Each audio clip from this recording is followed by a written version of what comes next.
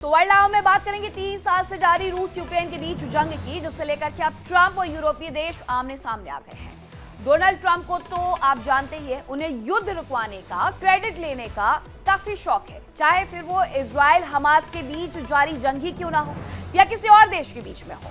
वो अक्सर peace maker बनकर के उभरना चाहते हैं, सामने आना चाहते हैं। अब रूस यूक्रेन की जंग रुकवाने की भी ट्रंप काफी कोशिश कर रहे हैं और काफी वक्त से कह रहे हैं कि यूक्रेन पर तो दबाव बना करके अपनी इस कोशिश को पूरा कर ही लूंगा। उन्होंने काफी कोशिश की, लेकिन पुतिन के आगे ट्रंप का मनमाना रवैया नहीं चला।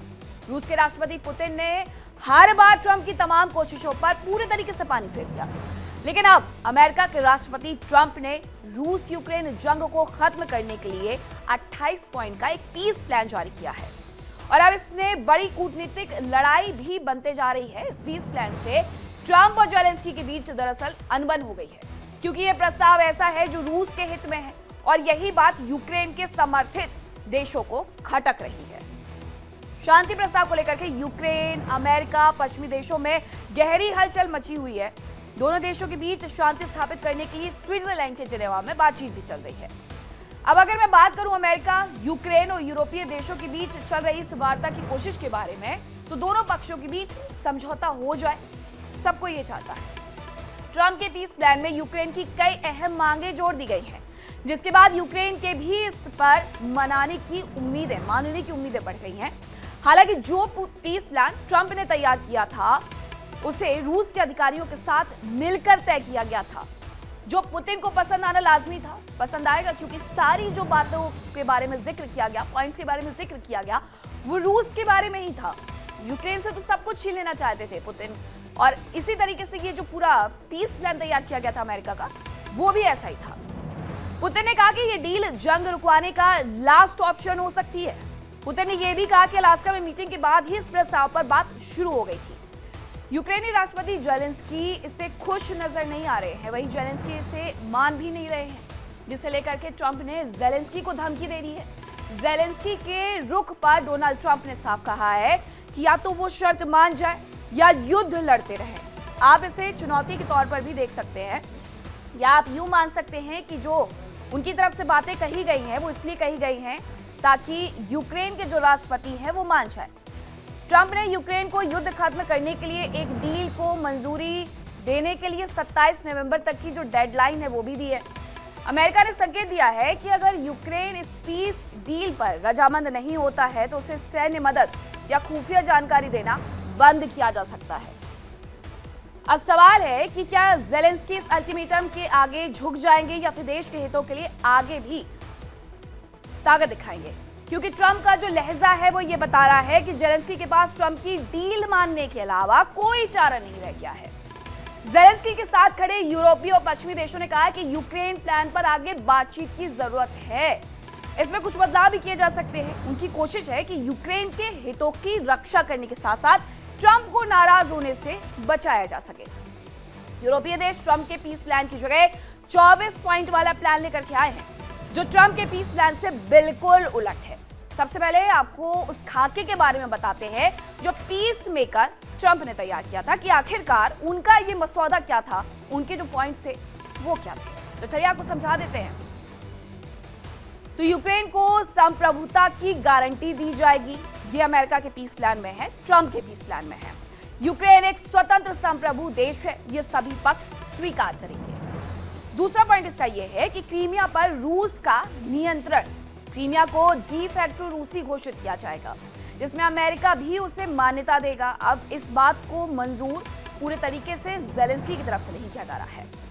लुहांस्क और डोनेट्स्क के क्षेत्र रूस को सौंपने होंगे, ये बड़ी बात है। यूक्रेन क्योंकि उस पर अपना अधिकार कहता है और वो ऐसे में बिल्कुल भी तैयार नहीं है। पूरे डोनबास को रूस को दे दिया जाएगा, भले ही कुछ हिस्से यूक्रेन के नियंत्रण में हो, यानी यूक्रेन का सीधे सीधे जो आधा हिस्सा है वो रूस को दे दिया जाएगा। अमेरिका का ये पीस प्लान था।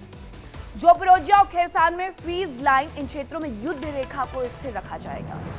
रूस के वर्तमान नियंत्रण को बनाए रखते हुए स्थिर रखा जाएगा। डोनबास की फिर से इसमें बात की गई है, जिसमें कहा गया है कि इसमें डीमिलिटराइज्ड जोन इसे घोषित करना होगा, जहां न यूक्रेन न रूस के सैनिक तैनात कर सकेंगे। मतलब एक ऐसा क्षेत्र आप इसे बना सकते हैं जहां पर दोनों ही देशों की सीमाएं भी नहीं होगी और सेनाएं भी नहीं होगी। यूक्रेन डोनबास से अपनी सेनाओं को पूरी तरीके से वापस ले लेगा, ये ट्रंप चाहते हैं। यूक्रेनी सेना का आकार सीमित कर दिया जाएगा। जो यूक्रेन की सेना है उसे 60% तक कम करना होगा। यानी अगर आने वाले वक्त में एक बार फिर से रूस यूक्रेन पर युद्ध करता है तो उसकी सैन्य क्षमता कम पड़ जाएगी और यूक्रेन सीधे तौर पर रूस का हिस्सा हो जाएगा। 6 लाख सैनिकों से ज्यादा सेना यूक्रेन नहीं रख पाएगा। यह भी इस पीस प्लान में शामिल किया गया कि लंबी दूरी के हथियारों पर प्रतिबंध होगा। यूक्रेन लंबी दूरी की मिसाइलों और हथियारों का इस्तेमाल नहीं कर पाएगा। रूस पर हमला करने वाले हथियारों का उपयोग नहीं कर सकेगा, यानी उसे अपनी आत्मरक्षा का अधिकार ही नहीं होगा। सीधे तौर पर आप इसे ऐसे समझ सकते हैं। अमेरिका की सुरक्षा गारंटी क्या है वो भी जान लीजिए। अमेरिका इस गारंटी के बदले आर्थिक मुआवजा प्राप्त करेगा। अगर यूक्रेन रूस पर हमला करता है तो गारंटी तुरंत खत्म हो जाएगी, और अगर रूस यूक्रेन पर हमला करता है तो अमेरिका सैन्य प्रतिक्रिया देगा। मतलब अगर यही यूक्रेन ने किया तो उसे कोई मदद नहीं मिलेगी, लेकिन अगर यही रूस करेगा तो उसे मदद मिलेगी। सभी वैश्विक प्रतिबंध रूस पर फिर से लागू हो जाएंगे। ये हालांकि इसमें शामिल किया गया है। यूरोपीय सुरक्षा में क्या कुछ है वो भी जान लीजिए। यूरोपीय सुरक्षा यूरोप को रूसी विस्तार से बचाने के लिए संयुक्त सुरक्षा तंत्र बनेगा। नाटो सदस्यता पर क्या कहा गया है वो भी जानिए। नाटो सदस्यता पर कहा गया कि स्थायी बैन लगा दिया जाएगा और यूक्रेन हमेशा के लिए नाटो में शामिल ना होने का वादा करेगा। अपने संविधान में लिखेगा कि वो नाटो में शामिल कभी नहीं होगा। हालांकि उसे जरूरत सबसे ज्यादा है क्योंकि नाटो ही उसके सबसे ज्यादा समर्थन में खड़ा हुआ है यूरोपीय देशों के साथ साथ। नाटो भी लिखेगा यूक्रेन को सदस्यता नहीं दी जाएगी, यानी दोनों तरफ से आप एक पत्र साइन करवा लेंगे कि ना तो ये नाटो में आएंगे और ना हम इन्हें आने देंगे। यूक्रेन का इसमें सबसे ज्यादा नुकसान हो जाएगा। पश्चिमी शांति सेना पर रोक होगी। युद्ध विराम के बाद शांति सेना यूक्रेन में तैनाती पर पूर्ण रूप से प्रतिबंध कर दी जाएगी। नाटो यूक्रेन में कोई भी सैनिक अपना तैनात नहीं कर पाएगा। अगर नाटो चाहे भी तो भी यूक्रेन को मदद नहीं दे पाएगा। यानी ये सिर्फ रूस को फायदा पहुंचाने वाली बात नहीं थी, बल्कि ज़ेलेंस्की को नुकसान पहुंचाने के साथ साथ नाटो को भी उसकी मदद करने से रोकना था। रूसी भाषा और चर्च के अधिकार। यूक्रेन में रूसी भाषा, मीडिया और रूसी ऑर्थोडॉक्स चर्च के अधिकारों की गारंटी दी जाएगी।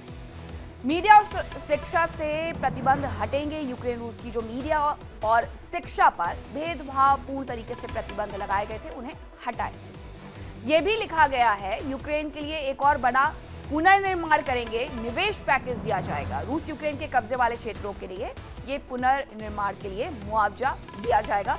यह अमेरिका अपनी तरफ से मदद करना चाह रहा है। अब अंतरराष्ट्रीय गुट में क्या कुछ होगा वो भी जान लीजिए। रूस फिर से G7 में शामिल हो पाएगा। G7 देशों ने बहिष्कार किया था। फ्रीज हुए रूसी फंड्स का इस्तेमाल किस तरीके से होगा वो जानिए। अमेरिका इस निवेश से 50% मुनाफा लेगा। यूरोप इसमें $100 अरब और जोड़ देगा। $100 अरब रूस के फ्रीज हुए फंड से यूक्रेन पुनर्निर्माण में लगाए जाएंगे, क्योंकि उसने जिस तरीके से यूक्रेन को निशाना बनाया था उसके कुछ फंड्स को फ्रीज किया गया था। अब उसी के बारे में ये जो पॉइंट है वो शामिल किया गया है। बाकी रूसी फ्रीज हुए फंड्स एक अलग अमेरिकी रूसी फंड में लाए जाएंगे। काला सागर में नेविगेशन को लेकर के क्या कुछ कहा गया वो जान लीजिए। काला सागर में फ्री नेविगेशन सुनिश्चित करने के लिए संयुक्त समझौता होगा।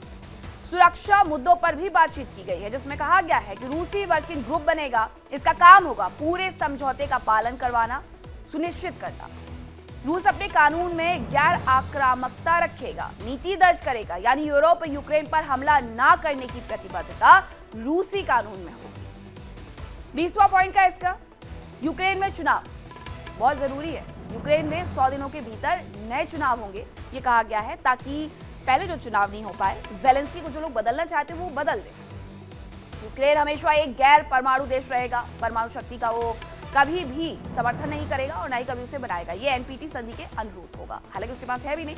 ज़पोरिज़िया न्यूक्लियर प्लांट की अगर बात की जाए तो IAEA की निगरानी में वो चलेगा। उत्पादन दोनों देशों में बराबर बांटा जाएगा।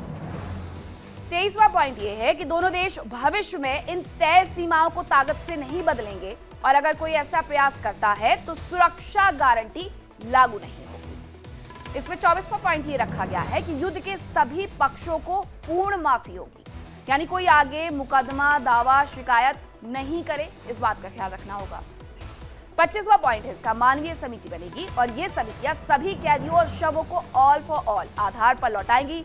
सभी नागरिक बंदियों बंधक बने बच्चों को वापस लाएंगी, परिवार पुनर्मिलन कार्यक्रम चलाएंगी, युद्ध पीड़ितों के लिए विशेष राहत उपाय लागू करेगी। वहीं इसका जो 26वां पॉइंट है, पूरा समझौता कानूनी रूप से होगा, बाध्यकारी होगा। इसकी निगरानी पीस काउंसिल करेगी, जिसका नेतृत्व राष्ट्रपति डोनाल्ड ट्रंप करेंगे और उल्लंघन पर दोनों देशों पर प्रतिबंध भी लगाने का अधिकार डोनाल्ड ट्रंप के पास होगा। सभी पक्ष सहमत होंगे तत्काल युद्ध विराम पर। दोनों पक्ष तय बिंदुओं से कभी भी पीछे नहीं हटेंगे, यह भी कहा गया है। हालांकि इस शांति समझौते में समझौते के 5 वर्ष बाद समीक्षा की जाएगी, जिसमें क्षेत्रीय विवादों का समाधान शामिल होगा। तो ये तमाम पॉइंट थे जो कि अमेरिका की तरफ से, राष्ट्रपति ट्रंप की तरफ से तैयार किए गए हैं। अमेरिकी अधिकारियों का कहना है कि ये योजना दोनों पक्षों यानी कि रूस और यूक्रेन से इनपुट लेकर के तैयार की गई है, लेकिन यूक्रेनी अधिकारियों ने दावा किया है कि उन्हें इसके बारे में कोई जानकारी नहीं थी, उन्हें इसमें शामिल तक नहीं किया गया। अमेरिकी अधिकारियों का यह भी कहना है कि योजना दोनों पक्षों से इनपुट लेकर के तैयार की गई, लेकिन यूक्रेनी अधिकारी जब ये कहते हैं कि उन्हें इसके बारे में कोई जानकारी नहीं थी, तो सच निकल करके सामने आता है। जिनेवा में एक मीटिंग चल रही है और इस मीटिंग में कौन कौन है वो जानिए। जिनेवा में America, Britain, France, Germany, Ukraine के शीर्ष सुरक्षा अधिकारियों की इस ड्राफ्ट को संशोधित करने पर बातचीत हुई है, ये अमेरिका कह रहा है। राष्ट्रपति वोलोदिमीर ज़ेलेंस्की उनके कार्यालय ने कहा है कि जिनेवा में बेहद रचनात्मक माहौल में वार्ता आगे बढ़ रही है। ज़ेलेंस्की ने फ्रांस के राष्ट्रपति से बात करने के बाद कहा कि वार्ता का लक्ष्य है यूक्रेन और पूरे यूरोप के लिए भरोसेमंद शांति हासिल करना। उन्होंने आगे क्या कहा वो भी मैं आपको बताती हूँ। उन्होंने आगे ये भी कहा कि पूरी दुनिया को याद रखना चाहिए कि युद्ध रूस ने शुरू किया था और ये सच भी है। फरवरी 2022 में ताबड़तोड़ तरीके से जो हमले हैं वो रूस की तरफ से किए गए थे और वही इसे खत्म करने से इनकार कर रहा है, ये भी एक बात सच है। Denmark, Estonia, Finland, Norway, Sweden जैसे देशों ने कहा है कि मुद्दे का ऐसा हल निकाला जाए जो यूक्रेन के भी सम्मान और हितों की रक्षा करने वाला हो। क्योंकि जितने पॉइंट्स मैंने अभी आपको पढ़ के सुनाए हैं उसमें ज्यादा से ज्यादा पॉइंट्स वो रखे गए हैं जिसमें रूस को फायदा हो। अब रक्षा करने वाले हो, ऐसी बातें निकल करके सामने आनी कि भाई यूक्रेन की भी तो बात करो। इन देशों ने यूक्रेन को हथियार देना जारी रखने का फैसला कर लिया है। हालांकि वो ट्रंप के खिलाफ जाकर के कह रहे हैं कि हम तो समर्थन देंगे। ट्रंप ने 28 पॉइंट का पीस प्लान पेश किया है। दूसरी तरफ यूरोप ने ट्रंप के पीस प्लान के उलट 24 पॉइंट का एक शांति मसौदा तैयार किया है और इसी के चलते अब रूस यूक्रेन पीस प्लान को लेकर के अमेरिका और यूरोप आमने सामने आ गए हैं। यूरोप की E3 शक्तियां हैं जिनमें ब्रिटेन, फ्रांस और जर्मनी, ये वो पीस प्लान तैयार कर रही हैं। ये पीस प्लान में अमेरिकी योजना को आधार बनाया गया कि उन्होंने कौन कौन से पॉइंट शामिल किए हैं और अब कौन कौन से पॉइंट हमें शामिल करने होंगे। साथ ही कई पॉइंट में परिवर्तन भी किया गया है। यूरोप के प्लान में रूस को यूक्रेन की जमीन नहीं दी जाएगी, जिसमें ज्यादातर हिस्से अमेरिका ये कहता है कि यूक्रेन को रूस को सौंपने होंगे, वहां पर कोई सेना नहीं होगी। ये तमाम पॉइंट्स अमेरिका ने रखे, लेकिन यूरोप ये कह रहा है कि रूस को यूक्रेन की जमीन नहीं दी जाएगी, 1 इंच जमीन भी नहीं दी जाएगी। नाटो के विस्तार को रोकने की शर्त मंजूर नहीं है, क्योंकि ये अमेरिका का पॉइंट था। ना तो नेटो में कभी यूक्रेन शामिल होगा और ना ही नेटो कभी उसे शामिल करेगा। इस शर्त को मानने से यूरोपीय देशों ने पूरी तरीके से इनकार कर दिया है। यूक्रेन की सैन्य क्षमता पर भी पाबंदी मंजूर नहीं होगी, जो 6 लाख वाली बात थी उसे भी खारिज किया है। साथ ही ये भी कहा गया कि पहले सीज फायर होगा, उसके बाद बातचीत होगी। सीधी सी बात है कि अगर एक टेबल पर आना है, एक मसौदे पर तैयार होना है, तो पहले युद्ध रोकना होगा। अब यूरोप का पीस प्लान कैसे ट्रंप के प्लान से अलग है, ये आपको बताते हैं। यूरोपीय देशों के पीस प्लान में आखिरकार क्या कुछ शामिल किया गया है, अब वो भी आप जान लीजिए। रूस और यूक्रेन तुरंत युद्ध विराम का पालन करेंगे, ये EU, आप यूरोप बोल सकते हैं, उसका पीस प्लान है। इसमें दूसरा पॉइंट है, दोनों देश युद्ध विराम की निगरानी के लिए तीसरे देशों की भागीदारी पर बातचीत शुरू करेंगे। तीसरा पॉइंट क्या है वो जानिए। युद्ध विराम की निगरानी अमेरिका के नेतृत्व में की जाएगी। इसके साथ ही चौथा पॉइंट क्या कुछ रखा गया है वो भी मैं आपको बताती हूँ। युद्ध विराम उल्लंघन रिकॉर्ड करने और सुलझाने के लिए एक खास व्यवस्था बनाई जाएगी। अगर कोई उल्लंघन करता है तो उसे निपटाने के लिए भी तो कुछ चाहिए। रूस सभी जबरन ले गए यूक्रेनी बच्चों को वापस लौटाएगा और इसे अंतर्राष्ट्रीय संगठनों द्वारा देखा जाएगा। रूस जिसे जिसे अपने साथ ले गया, खासकर बच्चों को, उसे वापस लौटाना होगा। रूस और यूक्रेन सभी बंदियों का आदान प्रदान करेंगे। रूस सभी नागरिक बंदियों को रिहा करेगा। यह भी यूरोपीय यूनियन ने पॉइंट रखा है। सीमाओं पर बातचीत लाइन ऑफ कांटेक्ट के आधार पर होगी। ये भी ईयू के पीस प्लान में शामिल किया गया है। 24 पॉइंट है इसमें, इस मसौदे में। परिवार के सदस्यों के लिए ह्यूमैनिटेरियन कॉरिडोर खोले जाएंगे ताकि वो सीमा पार कर सकें, बहुत जरूरी है। इसके अलावा 9वां पॉइंट है, यूक्रेन की संप्रभुता पूरी तरह मान्य होगी और उसे मजबूर नहीं किया जाएगा कि वो तटस्थ बने। यूक्रेन को अधिकार है आत्मरक्षा करने का, और यही बात ईयू कह रहा है। यूक्रेन को कानूनी सुरक्षा गारंटी मिलेगी जिसमें अमेरिका भी शामिल होगा। यह भी बड़ी बात है। अमेरिका अपने आप को कहीं ना कहीं अलग करना चाह रहा है, लेकिन यूरोपीय यूनियन ने उससे कहा है कि आपको भी रहना होगा। यूक्रेन की सेना और रक्षा उद्योग पर कोई रोक नहीं होगी। 6 लाख की जो बात अमेरिका की तरफ से की गई है, यूरोपीय यूनियन उसे मानने से इनकार कर रहा है। कई यूरोपीय देश और अन्य साझेदार यूक्रेन की सुरक्षा गारंटी भी देंगे। तो ये जो पॉइंट्स रखे गए हैं, आप समझ सकते हैं कि क्या कुछ कहने की कोशिश यूरोपीय यूनियन की तरफ से की जा रही है।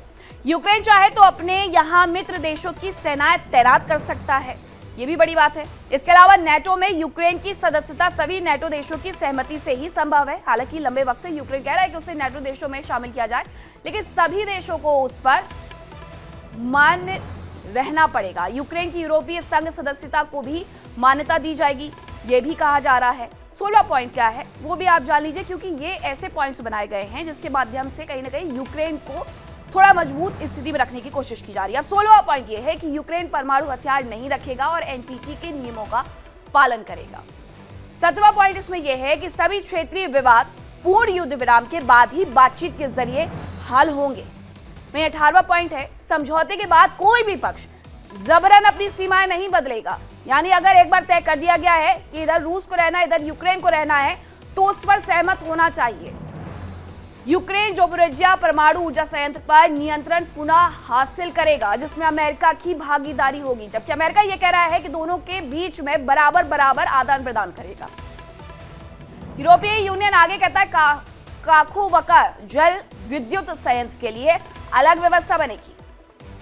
वहीं डनिप्रो नदी पर यूक्रेन को बिना रोक टोक आवागमन की अनुमति मिलेगी और काइनबर्न प्रायद्वीप का नियंत्रण यूक्रेन को वापस मिलेगा, ये कहा गया है। तो ये इसमें 21वां पॉइंट रखा गया है। 24 पॉइंट है, यूक्रेन और उसके साथी देश आर्थिक सहयोग जारी रखेंगे बिना किसी बड़ी पाबंदी के, इसका भी ख्याल रखना होगा। इसके अलावा यूक्रेन के पूर्ण पुनर्निर्माण को सुनिश्चित किया जाएगा। रूस को यूक्रेन में हुए नुकसान का मुआवजा देना होगा, जिसमें फंसी हुई संपत्तियों का उपयोग भी किया जाएगा। जो कुछ मिटा दिया गया है उसे बनाना भी होगा। यूरोप की सुरक्षा को लेकर के सभी ओएससीई देशों की भागीदारी से व्यापक चर्चा शुरू होगी। तो ये वो 24 पॉइंट है जिसका पीस प्लान जो है वो यूरोपीय यूनियन की तरफ से तैयार किया गया है, और इस पीस प्लान में उन सभी शर्तों को हटाया गया जो यूक्रेन के हितों के खिलाफ थी। जो प्लान ट्रंप ने तैयार किया था उसमें रूस और यूक्रेन के बीच समझौते के एक हिस्से में कहा गया है कि क्राइमिया, लुहांस्क, डोनेट्स्क को रूस के तौर पर मान्यता दी जाएगी, जिसमें अमेरिका भी शामिल होगा। यानी यूक्रेन के इन हिस्सों को सीधे सीधे रूस के हवाले कर दिया जाए, और अमेरिका ने अगर इसे मान्यता दे दी तो बाकी देशों को भी देनी होगी। यूक्रेन के लिए यह बड़ा झटका है क्योंकि वो रूस को इन इलाकों पर कंट्रोल नहीं देना चाहता है। इसके अलावा यूक्रेन को डोनेट्स्क के कुछ हिस्सों से अपनी सेना वापस लेनी होगी, जो एक न्यूट्रल जोन बनाने जाएगा। इसे रूस के हिस्से के रूप में मान्यता प्राप्त होगी। यूक्रेन को बड़ा नुकसान हो सकता था इससे, क्योंकि डोनेट्स्क एक अहम इंडस्ट्रियल इलाका है और रूस के लिए एक रणनीतिक जगह भी है। रूस और यूक्रेन के बीच संघर्ष खत्म करने को लेकर सुरक्षा गारंटी भी अहम मुद्दा है। यूक्रेन नेटो की सदस्यता चाहता है, लंबे समय से चाहता है, जब से ये युद्ध शुरू हुआ है तब से चाहता है, लेकिन रूस इसका बार बार विरोध कर देता है, क्योंकि उसे पता है कि अगर नेटो में ये शामिल हो गया और उसके बाद यूक्रेन पर हमला किया गया तो नेटो के जितने सदस्य देश हैं वो सब मिलकर के रूस पर हमला करेंगे और रूस उन्हें झेल नहीं पाएगा। रूस के लिए एक रेड लाइन है जो उसकी नेशनल सिक्योरिटी के लिए सीधे खतरा पैदा कर देगी। इस पीस प्लान में कहा गया है कि रूस पड़ोसी देशों पर आक्रमण नहीं करेगा, नेटो का आगे विस्तार नहीं करेगा, लेकिन यूक्रेन को विश्वसनीय सुरक्षा गारंटी नहीं मिलेगी। यानी कुछ भी यूक्रेन के हिस्से जाते हुए ट्रंप के पीस प्लान से समझ नहीं आ रहा था। अब यूक्रेन को नेटो में शामिल नहीं होने के लिए अपने संविधान में अटैच भी करना होगा। और ये योजना यूक्रेन के लिए एक बड़ा झटका साबित हो सकती थी, क्योंकि ये उसके रूस के सामने आत्मसमर्पण के तौर पर देखा जा रहा है। अब यूक्रेन का कहना है कि ये उसके लिए जीने या मरने का सवाल है और उसके लिए खड़े होकर के मरना गुलाम बनकर के मरने से बेहतर है। जबकि यूरोप की योजना के अनुसार, उसके मुताबिक यूक्रेन का नेटो में शामिल होना सदस्य देशों के बीच सर्वसम्मति पर निर्भर करेगा। यानी नेटो देश चाहेंगे तो शामिल करेंगे, लेकिन अमेरिका जो चाहता है उस बात पर वो पूरी तरीके से बेफर्क सामने आते हैं कि अगर आप चाहेंगे कि हम उसे नेटो में शामिल ना करें तो आपकी बात नहीं सुनेंगे, हमें शामिल करना है तो हम अपने सदस्य देशों की ही बात मानेंगे। वर्तमान में मौजूदा नहीं माना गया नाटो शांति के समय यूक्रेन में स्थायी रूप से सैनिक तैनात नहीं करेगा। दूसरी तरफ अमेरिकी प्रस्ताव के तहत यूक्रेन को नेटो से दूरी बनाने की गारंटी देनी होगी, तय करना होगा कि वो नेटो में शामिल नहीं होगा। इसके अलावा यूक्रेन में किसी भी नेटो शांति सैनिक की उपस्थिति की अनुमति नहीं होगी, जो यूरोप के प्रस्ताव के ठीक उलट हो जाती है। अब अमेरिका और यूरोपीय यूनियन के पीस प्लान में जो अंतर है वो क्या है वो भी जान लीजिए, क्योंकि हमने आपको सारे पॉइंट समझा दिए कि क्या क्या जो तैयारियां हैं वो अमेरिकी की योजना में है और साथ ही यूरोपीय यूनियन की योजना में, लेकिन इसमें अंतर क्या है वो जानिए अब आप। यूक्रेन की सेना और रक्षा उद्योग पर प्रतिबंध नहीं है, जबकि अमेरिकी योजना है कि यूक्रेन की सेना सीमित करनी होगी, 6 लाख से ज्यादा नहीं होगी, लंबी दूरी वाले जो भी मिसाइलें होंगी वो नहीं होगी, नेटो विस्तार पर कोई रोक नहीं है। जबकि अमेरिकी योजना है कि नेटो में शामिल होने पर प्रतिबंध लगा दिया जाएगा, नेटो का वो कभी भी सदस्य देश नहीं बन पाएगा। बातचीत वर्तमान फ्रंट लाइन से शुरू होगी, डोनबास के हिस्से रूस को सौंपने होंगे, उसके बाद बातचीत होगी, ये अमेरिका कहता है। लेकिन ईयू का जो प्लान है वो ये कहता है कि दोनों ही पहले युद्ध विराम पर सहमत हो। सुरक्षा के लिए यूरोपीय देशों का समूह बनेगा और अमेरिका कह रहा है कि अमेरिका ही सुरक्षा देगा यूक्रेन को। अगर अमेरिका सुरक्षा देगा तो वो उसे अपने मुताबिक चलाने की कोशिश करेगा, लेकिन यूरोपीय देश कह रहे हैं कि वो सब मिलकर के उसकी सुरक्षा करेंगे। रूसी संपत्तियों से पूरा खर्च चलेगा, रूस ने जो जो बात तबाह किया है अब वही बना करके देगा। अमेरिकी मुनाफे वाला प्लान खारिज कर दिया गया है ट्रंप के पीस प्लान में। ईयू का हर देश सहमत होगा तभी प्रतिबंध हटेगा, ये यूरोपीय यूनियन का कहना है। और रूस पर लगे प्रतिबंध हट जाएंगे, ये अमेरिका कह रहा है। किसी की सहमति की जरूरत नहीं है, किसी की सुनने की जरूरत नहीं है, जो अमेरिका कहेगा वही होगा, सीधा सीधा वो ट्रंप का प्लान है। कोई स्वतः पूर्ण माफी नहीं है, सभी पक्षों के लिए पूर्ण माफी है, ये कहा जा रहा है ट्रंप की तरफ से। अब ईयू में शामिल होने की प्रक्रिया तेज, समझौते के 100 दिनों में नए चुनाव। यूरोपीय यूनियन में शामिल करना चाहते हैं, वो कह रहे हैं कि चुनाव करवा दो, सीधे सीधे सरकार बदल दो, यूरोपीय नेतृत्व वाला बोर्ड बनाया जाएगा। इनका कहना है ट्रंप का कि अमेरिकी अध्यक्षता वाला बोर्ड ऑफ पीस बनाया जाएगा, जो यह सुनिश्चित करेगा कि यूक्रेन और रूस के बीच हमेशा शांति बरकरार रहे। तत्काल युद्ध विराम, 72 घंटों में फ्रंट लाइन तक पीछे, जो लाइन जहां पर लड़ रहे हैं सैनिक 72 घंटों में उससे पीछे जाना होगा, सहमति वाली रेखाओं तक पीछे हटना होगा। हालांकि वो तो कह रहे हैं कि कुछ कुछ जो हिस्से हैं डोनाल्ड टस्क के या फिर दूसरे इलाके हैं वो सीधे सीधे रूस को दे दिए जाए। तत्काल युद्ध विराम, 72 घंटों में फ्रंट लाइन तक पीछे। तो ये तमाम बातें थी जो ये कह रही है और बता रही है कि कौन किसके बारे में क्या सोच रहा है, यानी अमेरिका क्या सोच रहा है ज़ेलेंस्की के बारे में, उनके देश के बारे में और रूस के बारे में। सीधे तौर पर वो रूस के साथ खुल करके खड़ा हुआ नजर आ रहा है, लेकिन यूरोपीय देश ये कह रहे हैं, यूरोपीय यूनियन ये कह रही है कि वो अभी भी ज़ेलेंस्की के साथ है। साथ ही यूरोप ने वो प्लान पॉइंट हटा दिया है जिसमें यह कहा गया कि रूस अपने पड़ोसियों पर हमला नहीं करेगा। इसके अलावा उन्होंने वो क्लॉज भी हटा दिया जो कहता था कि अगर यूक्रेन मॉस्को या सेंट पीटर्सबर्ग में मिसाइल लॉन्च करता है तो सुरक्षा गारंटियां रद्द हो जाएगी। अमेरिका का प्लान था ये। यूक्रेन के पुनर्निर्माण के संबंध में प्रस्ताव में भाषा अधिक सख्त कर दी गई है।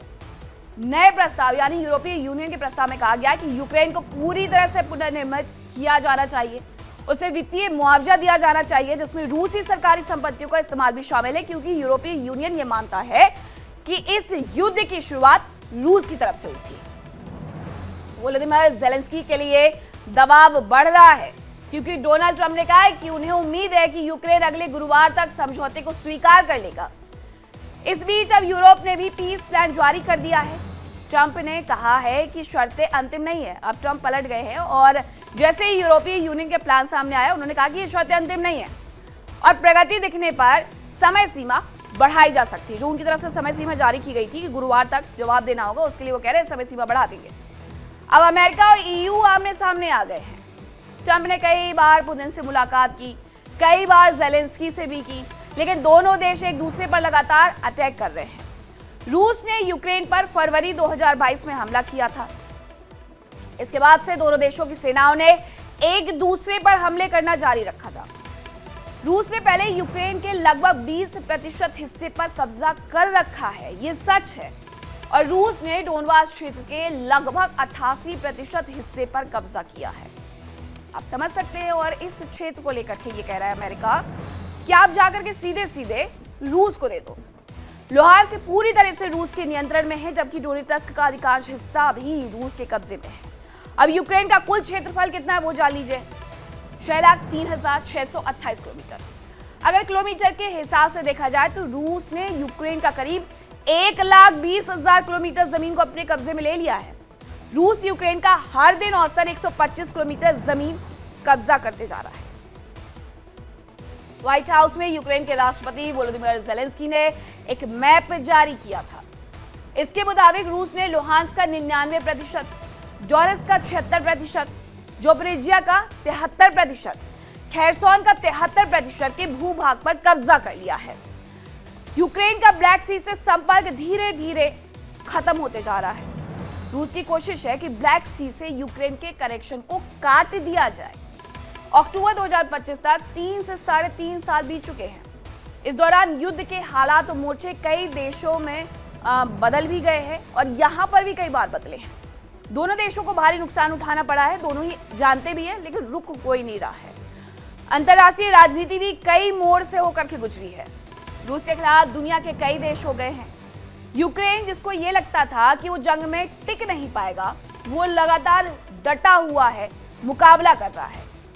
सहयोगी देश, नेटो देश यूक्रेन को हथियार और मदद पहुंचा रहे हैं। यूक्रेन रूस पर पलटवार करते जा रहा है। अब आपको रूस यूक्रेन युद्ध की एक छोटी सी टाइमलाइन बताते हैं कि आखिरकार कब कब क्या कुछ हुआ है इस पूरे युद्ध के दौरान। बात सबसे पहले 2022 की। रूस ने यूक्रेन पर हमला शुरू किया। 2022 फरवरी की बात है ये। रूस ने उत्तर पूर्व और दक्षिण से हमला किया। उत्तर से कीव, चारकस की ओर से और पूर्व से डोनबास इलाके पर अटैक किया। तो दक्षिण से काला सागर के रास्ते हमला किया। हर तरीके से घेरने का प्लान था। कई बड़े शहरों पर कब्जा करने की कोशिश की गई, लेकिन अधिकांश जगह यूक्रेन ने बचा ली, क्योंकि वो भी डट करके लड़ता रहा। बात 2023 की करूं तो 2023 में युद्ध स्थिर मोर्चों में बदलने लगा। रूस ने पूर्वी और दक्षिणी यूक्रेन में कब्जा बनाए रखा। डोनेट्स्क, लुहांस्क, खेरसोन और ज़पोरिजिया, खार्किव पर कब्जा यूक्रेन ने छोटे हमलों और बचाव अभियान चला दिया। इस दौरान दोनों ही तरफ से मिसाइल हमले होते रहे। अमेरिका और यूरोप ने हथियार और आर्थिक मदद यूक्रेन को दी, ये सच है।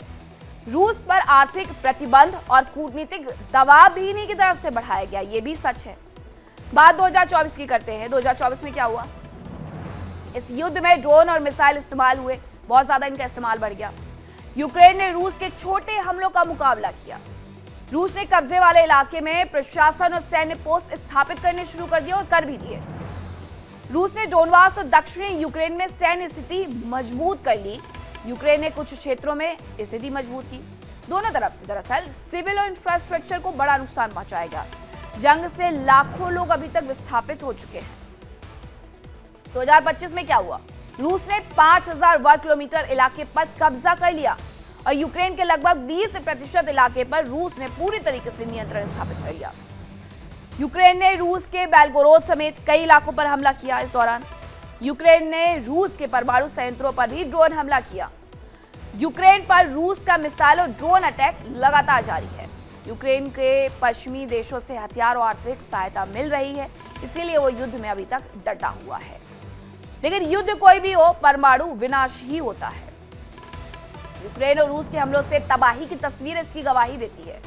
यूएन रिफ्यूजी एजेंसी के मुताबिक युद्ध के बाद से 40 लाख यूक्रेनी लोग आंतरिक रूस से विस्थापित हो चुके हैं, जबकि 67 लाख लोगों ने बाकी देशों में शरण ले ली है। कुल मिलाकर के जो ये आंकड़ा है वो 1 करोड़ से ज्यादा का हो गया है। हजारों सैनिक और सैकड़ों हजार नागरिक मारे गए हैं।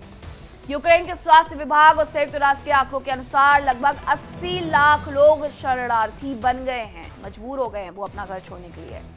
यूक्रेन का लगभग 70% बुनियादी ढांचा युद्ध में पूरी तरीके से तबाह हो चुका है और अब तक यूक्रेन को लगभग 550 से 600 अरब डॉलर का आर्थिक नुकसान हुआ है। रूस ने यूक्रेन के कई शहरों और औद्योगिक क्षेत्रों पर लगातार मिसाइल और ड्रोन अटैक किए हैं, जिनसे कई शहरों की सार्वजनिक सेवाएं पूरे तरीके से चौपट हो गई हैं, तबाह हो गई है। यूक्रेन की जीडीपी में 30 से 40% की गिरावट आ चुकी है। देश की अर्थव्यवस्था गंभीर दबाव में है। वैसे ही रूस को भी भारी नुकसान हुआ है। सिर्फ ये नुकसान एक तरफा नहीं है, दुनिया ने प्रतिबंध लगा दिए, जीडीपी पर इसका असर भी पड़ा। रूस की जीडीपी में 4.5% की गिरावट हुई है, जबकि युद्ध से पहले यही 4% की बढ़ोतरी। रूस की करेंसी गिर गई है। कई विदेशी कंपनियों ने रूस में काम करना पूरी तरीके से बंद कर दिया है। अपना सामान समेट के वो चली गई हैं, क्योंकि उन्हें भी अपनी जान का खतरा था। यूरोपीय देश और ट्रंप के पीस प्लान को लेकर के अब क्या सहमति बनती है, यह भी देखना होगा कि दोनों ही सहमत होते हैं या नहीं होते हैं।